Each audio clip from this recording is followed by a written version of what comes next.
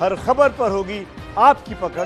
Download कीजिए ABP live app. नमस्ते भारत में ये वक्त है दिल्ली मुंबई समाचार का। अगर आप दिल्ली और आसपास रहते हैं तो ये खबर जरूर देखिए। अगर आप नोएडा में रहते हैं और दिल्ली जाने की सोच रहे हैं तो हो सकता है कि आपको दिक्कतों का सामना करना पड़े। और देखिए, दिक्कतों का सामना नोएडा, गाजियाबाद, फरीदाबाद सभी जगह से आने जाने वाले लोगों को करना पड़ सकता है। तो हम आपको बता रहे हैं नोएडा ही क्यों, गाजियाबाद, फरीदाबाद, गुरुग्राम के लोग भी दिक्कत उनके पेश आ सकती है। दिल्ली एनसीआर की सबसे बड़ी खबर, हमारे साथ दो संवाददाता लाइव होंगे। जी हाँ, हमारे दो संवाददाता आपको इस वक्त दिख रहे हैं। मनोज हमारे साथ मौजूद है दिल्ली गाजियाबाद बॉर्डर में, और मदीहा खान सुबह 6 बजे से लगातार हमारे साथ मौजूद हैं दिल्ली नोएडा बॉर्डर में। लगातार आप दोनों से हम लेंगे पल पल की जानकारी, लेकिन उससे पहले जानिए आपकी परेशानी बढ़ाने वाली ये रिपोर्ट।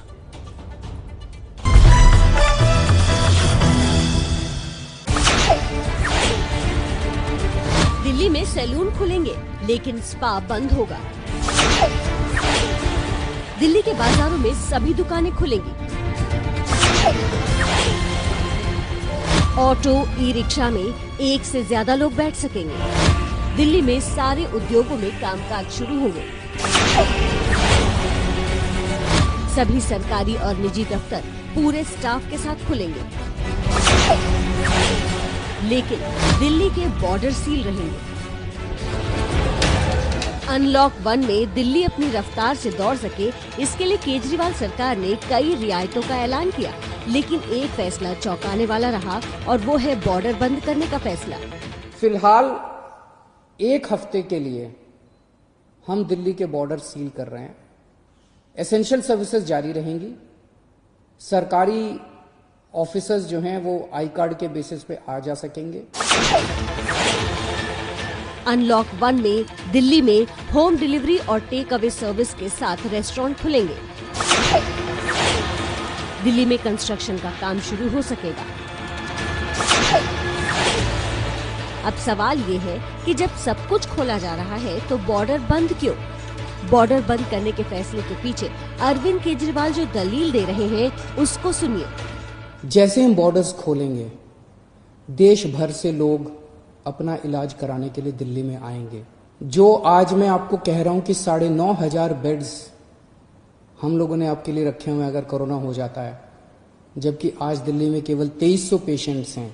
ये बेड्स तो 2 दिन के अंदर भर जाएंगे अगर पूरे देश भर से लोग दिल्ली के अंदर आ गए तो। एक तरफ दिल्ली के सीएम अरविंद केजरीवाल हैं, तो दूसरी तरफ नोएडा के डीएम सुहास एलवाई। सीएम साहब बेड का हवाला दे रहे हैं और डीएम साहब कोरोना के संक्रमण का, लेकिन दोनों का एक आदेश कॉमन है और वो है बॉर्डर बंद करने का फैसला। नोएडा के डीएम ने ये कहते हुए बॉर्डर सील करने के आदेश दिए कि पिछले 20 दिनों में कोरोना के जितने केस नोएडा में मिले, उनमें से 42% का स्रोत दिल्ली में पाया गया। देश एक है, समस्या एक है, लेकिन लड़ाई के तरीके अपने अपने। सवाल ये है कि दिल्ली सरकार या नोएडा प्रशासन के इस फैसले से लोगों को हो रही परेशानी का क्या होगा?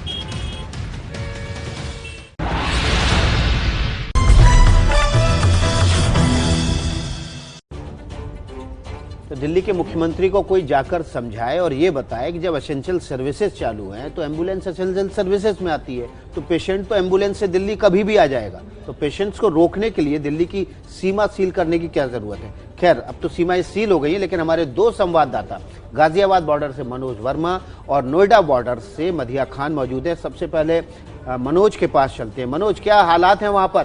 क्या इस सीमा सील का असर दिखना शुरू हो गया है? जाम लगना शुरू हो गया है?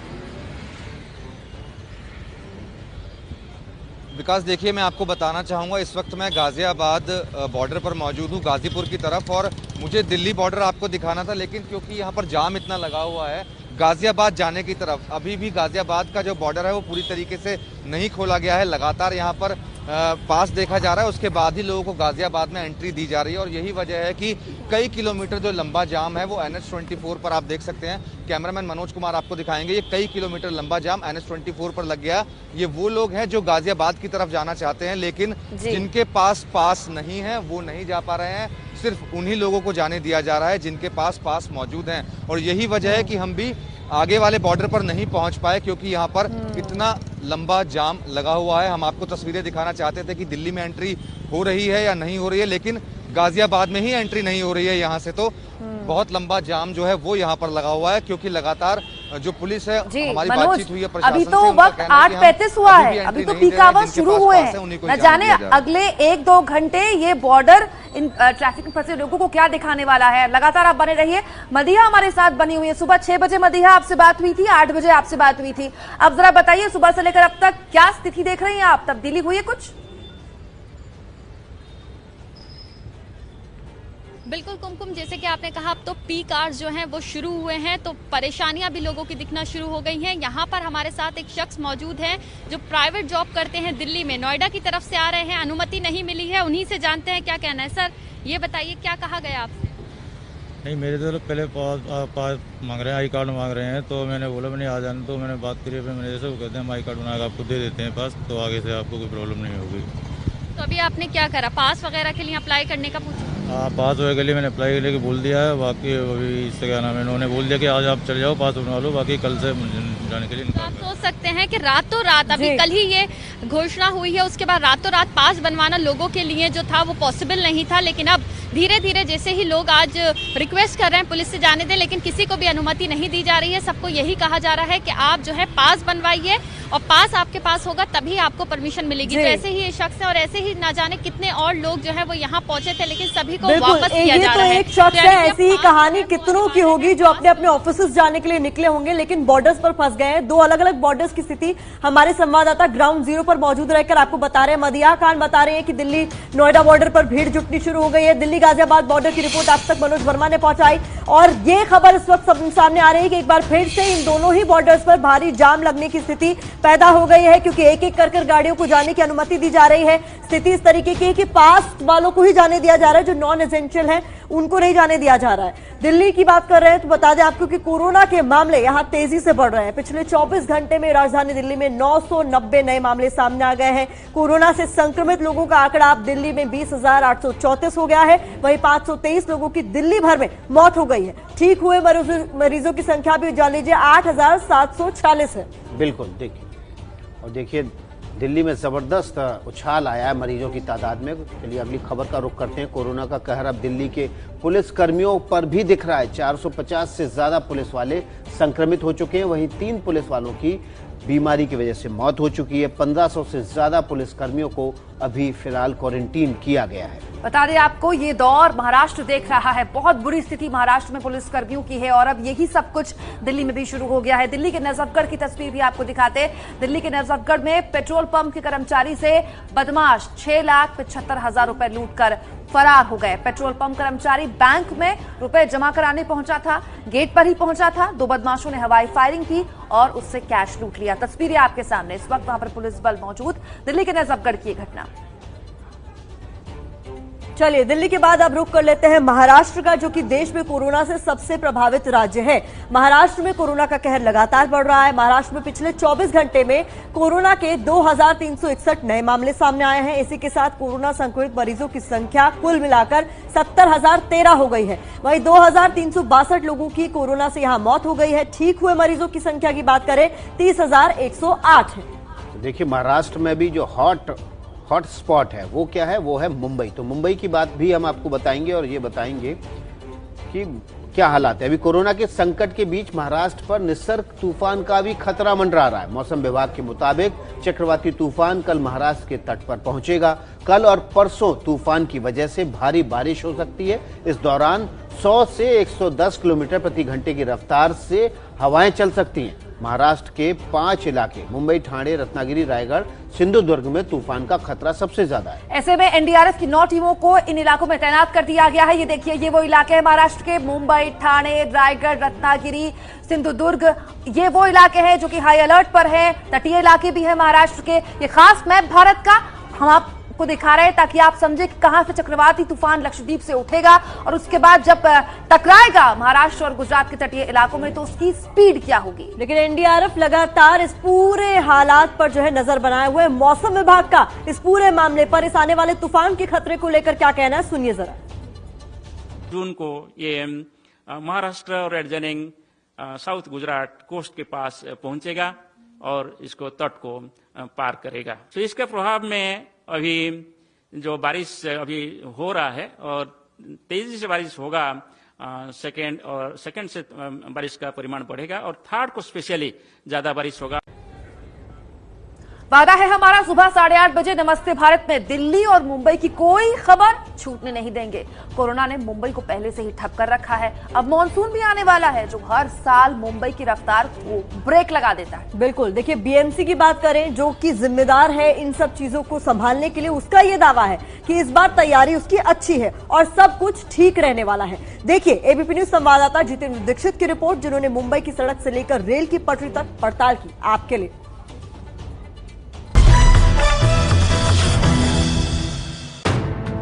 गड्ढे भरे जा रहे हैं, सड़कों की मरम्मत चल रही है, ट्रेन की पटरियों से सटे नालों से मलबा हटाया जा रहा है। मॉनसून से पहले मुंबई में तैयारियां जोरों पर हैं। हर साल बारिश की वजह से मुंबई में ट्रैफिक जाम होता है, लोकल ट्रेनों की रफ्तार रुक जाती है, मॉनसून में मुंबई ठप पड़ जाती है। इस बार मुंबई पहले से ही ठप है। 30 जून तक लॉकडाउन को महाराष्ट्र सरकार ने बढ़ा दिया है, लेकिन इस दौरान हम देख रहे हैं कि मॉनसून से निपटने के लिए काम होता नजर आ रहा है।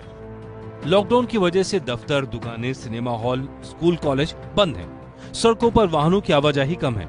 इसी समय का फायदा उठाकर मुंबई महानगर पालिका तेजी से काम कर रही है। तो इस वक्त हम परेल के फ्लाईओवर पर हैं। मुंबई, मध्य मुंबई का परेल इलाका है ये, और यहाँ पर हम देख रहे हैं यहाँ जो गड्ढे नजर आ रहे थे इस फ्लाईओवर पर, उनको भरने का काम यहाँ पर इस वक्त चल रहा है। अब ये तस्वीरें देखिए जो मुंबई के बांद्रा इलाके की हैं। मुख्यमंत्री उद्धव ठाकरे के घर के ठीक सामने की। यहाँ भी जल जमाव को नियंत्रित करने पर काम चल रहा है। बीएमसी वालों ने हम लोगों को कॉन्ट्रैक्ट दिया, उसके बाद ये पुराना डीबीएम निकाल के दूसरा डीबीएम डालने के लिए इस पर।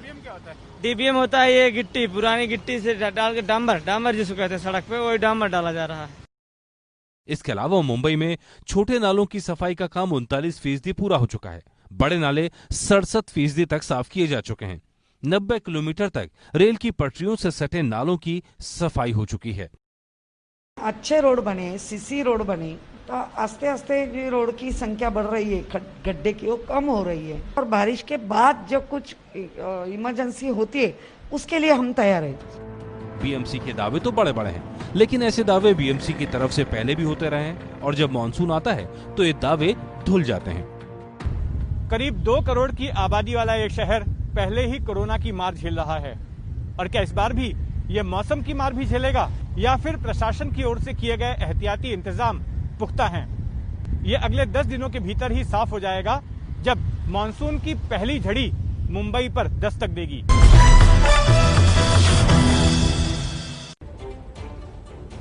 नजर रहेगी हमारी कि बारिश के बाद मुंबई क्या वाकई में ठीक ठाक बनी रहती है या बारिश की वजह से पानी पानी होती है। कोरोना संकट काल के बीच महाराष्ट्र से यूपी, बिहार के मजदूरों का पलायन जारी है, जिसकी वजह से उद्योग धंधों का पर भी असर पड़ने लगा है। लेकिन इसका एक तरीका ढूंढ निकाला है राज्य की सत्ताधारी दल शिवसेना ने। शिवसेना इसे अवसर के रूप में देख रही है। अब बाहर के लोगों की जगह महाराष्ट्र के लोगों को ही काम देने की तैयारी हो रही है। देखिए इसके लिए शिवसेना ने किया क्या है। शिवसेना ने शुरू किया है भूमिपुत्र नाम से एक अभियान। ये रिपोर्ट देखिए, समझिए इस अभियान के।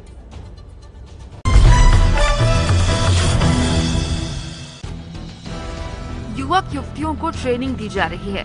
लॉकडाउन के दौरान ऑनलाइन इंटरव्यू चल रही है। तस्वीरें महाराष्ट्र के सोलापुर के बार्शी तालुक की हैं, जहां शिवसेना के नेताओं और कार्यकर्ताओं ने भूमिपुत्र अभियान की शुरुआत की है। भूमिपुत्र यानी जिसका जन्म महाराष्ट्र में हो और वो मराठी हो। मुख्यमंत्री उद्धव साहब का है, वही हम सच करने जा रहे हैं। भूमिपुत्र को काम मिलना चाहिए, अभी व्यवसाय मिलना चाहिए। शिवसेना का मानना है कि मजदूरों के महाराष्ट्र से चले जाने के बाद अब जब लॉकडाउन खुलेगा तो कंपनियों और कारखानों में भूमिपुत्र उनकी कमी पूरी करेंगे। अभी जो ये कोरोना का संकट में जो खाली सब काम पड़ा है, नौकरियां पड़ी है, उद्योग धंधे पड़े, वहाँ पे सब युवक युवती और महाराष्ट्रियन स्थानिक भूमिपुत्र लोगों ने इसे कैप्चर करना चाहिए। यही चांस है, यही टाइम है। भूमिपुत्र अभियान के तहत मराठी लड़के लड़कियों को उनकी योग्यता के हिसाब से काम मिलना शुरू भी हो गया है। पुणे के कंपनी में, मैन्युफैक्चरिंग कंपनी में हम इंटरव्यू दे रहे हैं। अब तक 3 लोगों ने इंटरव्यू दिया है, एक लड़की और 2 जवान, वो तीनों का सिलेक्शन हुआ करके। शिवसेना के इस भूमिपुत्र अभियान को कई जगह समर्थन भी मिला है।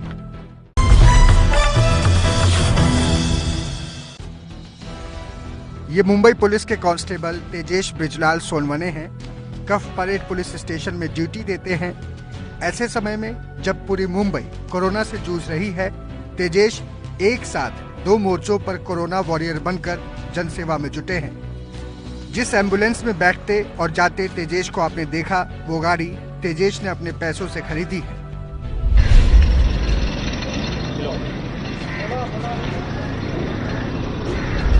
तेजेश पहले पुलिस की अपनी ड्यूटी पूरी करते हैं और इसके बाद जो वक्त बचता है उसमें इसी एम्बुलेंस के जरिए लोगों की मदद करते हैं। कैसे, ये खुद तेजेश से सुनिए। तेजेश ने मदद की ये मुहिम तो अकेले ही शुरू की, लेकिन अब उनके वरिष्ठ भी सहयोग दे रहे हैं।